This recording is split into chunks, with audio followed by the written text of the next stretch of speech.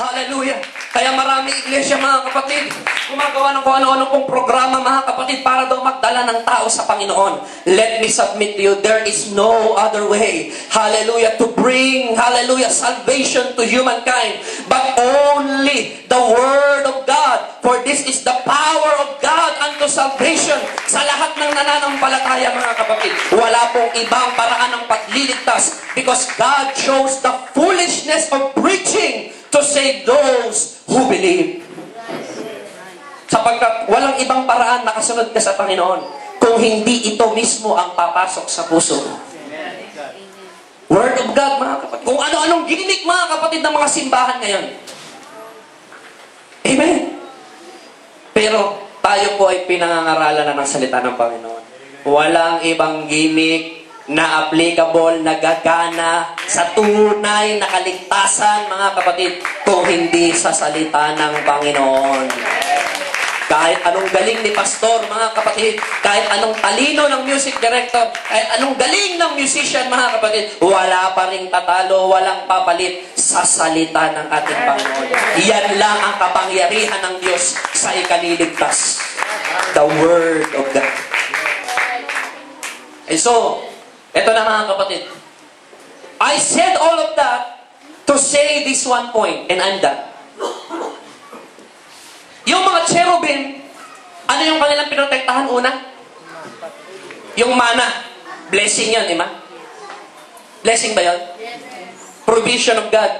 Mapaghimalang pagpapala ng Diyos. Yung favor ng Diyos, yung sa tungkod niya Aaron, binabantayan din ng cherubim, di ba? Gusto niyo rin yun? Yung presensya ng Diyos sa Holy of Holies, binabantayan din, di ba? Ng cherubim. Gusto nyo ba yan? Yung pong 2 tablets of stone na simbolo ng salita ng Diyos, gusto nyo ba yan, mga kapatid? Because for some reason, kung nasan yung presensya ng Diyos, kung nasan yung salita ng Diyos, kadikit po nun sa isang lalagyan, yung salita ng Diyos nandun sa isang lalagyan. Nandun din yung blessing ng Diyos sa isang lalagyan. Naroon din yung himala ng Diyos sa isang lalagyan. Naroon din yung favor ng Diyos sa isang lalagyan. Kung nasa ng salita ng Diyos, naroon din po pagpapala ng Diyos nakalagay sa isang lalagyan, mga kapatid. At ang napakaganda pa, yun lamang po ang binabantayan noong mga anghel. Ang sabi niya, lahat daw ng tao may guardian angel. Hindi pala, mga kapatid. Ang meron lang palang may guardian angel, yung kung may salita ng Diyos, mga kapatid, sa kanilang buhay. Yung kung may presensya ng Diyos sa kanilang buhay. So gusto mong bantayan ka ng angel?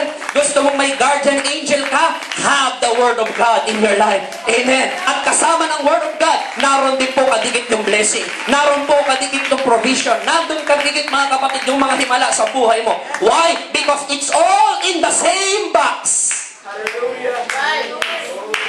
Ooh, hallelujah. Do you want the provision, the blessing, the favor of God? Keep the Word in your heart. Why? Sapagkat wala na po yung Ark of the Covenant ngayon. Nasaan na ba yung box na yun? Wala na, hindi na makita.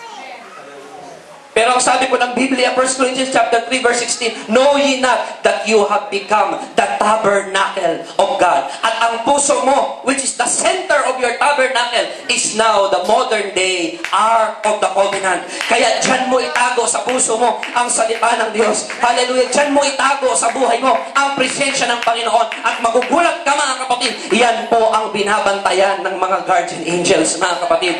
Hallelujah. If you want to be protected, hallelujah, by the guardian angels of the cherubims of God. Hallelujah, ang kanilang pinoprotektahan ay hindi lang basta ikaw, mga kapatid.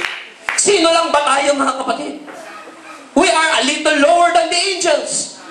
Pero kaya pala nila tayo pinoprotektahan.